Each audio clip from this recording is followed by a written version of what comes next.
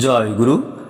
ইষ্টপ্রাণ দাদা ও মায়েরা, আজ ইষ্ট প্রসঙ্গে পরম পূজ্যপাদ শ্রী শ্রী আচার্যদেবের দেওয়াই সমাধান জেনে নেব। গত মাসের আলোচনা পত্রিকা থেকে সংগৃহীত।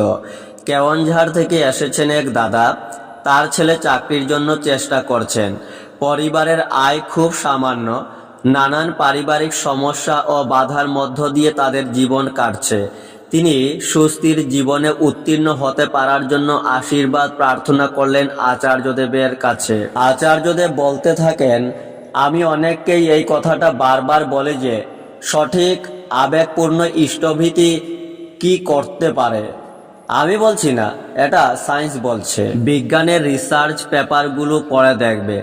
যখনই তোমার জীবনের সুযোগের দরজাগুলো খুলছে না, তখনই বুঝবে ইষ্টভীতি ঠিক করে করা হচ্ছে না।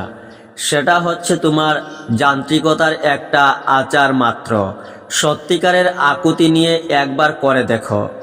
অন্তরের আবেগটাকে একবার সেই তীব্রতার জায়গায় নিয়ে যাও। হবেই হবে। 1000 বার করলে 1000 বার হবে। আমি এটা বারবার পরীক্ষা করেছি, বহুবার প্রত্যক্ষ করেছি। যার চাকরি হওয়ার নয় তার চাকরি হয়েছে, যার বাচ্চা হবার নয় বাচ্চা হয়েছে, হবেই। তিনি পরম পিতা, তিনি বলেছেন, এটা ধ্রুব সত্য। বিজ্ঞানও আজ তা প্রমাণ করছে। আমরা এটা করো ওটা করো বলে মিথ্যা ভাওতা দিতে পারি, তিনি পারেন না। তাই তিনি এমনি এমনি কিছু বলে যাননি। তোমার মনের হারিয়ে যাওয়া বিশ্বাসটাকে আগে জোরালো করো, ইষ্টভীতি শুরু করো।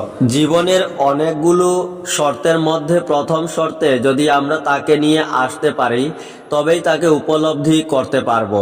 তার জন্য তার মনের মতন আগে আমাকে হয়ে উঠতে হবে। আমি আমার মতন হয়ে আমার ধান্দা নিয়ে চলি, খাওয়া দাওয়া ভাবনা চিন্তা কোনো কিছুরই ঠিক নেই, অথচ আমি ভাববো যে তুমি আমার কথা শুনবে। তা কোনোদিন সম্ভব নয়, কারণ তিনি এলোমেলো নন, তিনি স্থির। আমি এলোমেলো হয়ে চলবো, তিনি আমার কাছে এলোমেলো হয়েই থাকবেন। আগে তুমি স্থির হও, ইষ্টে মগ্ন হও, তাকে বিশ্বাস করতে শেখো। তোমার জীবনে তাকেই বাংময় করে তোলার চেষ্টা করো। দেখবে যে তুমি তাকে সব অবস্থার মধ্যে পাবে। ঠাকুরের জগতে কোনো ফাঁকিবাজি নেই। আমি কি পোশাক পরলাম, কি সাজগোজ করলাম, মানুষের সাথে সাজিয়ে গুছিয়ে কি কথা বললাম, সেটা আমার পরিচয় নয়। ঠাকুরের সাথে প্রেম করি কিনা সেটাই আমার আসল পরিচয়। একবার যদি সেই অন্তরের একান্ত জায়গাটাতে তার প্রতি প্রেম আনা যায়, তাহলে প্রত্যেকটা মানুষ মহাপুরুষ হয়ে যাবে। একদম হবেই হবে। আমি এটাই চেয়ে আসছি যে সব ঘরে ঘরে মহামানব জেগে উঠুক।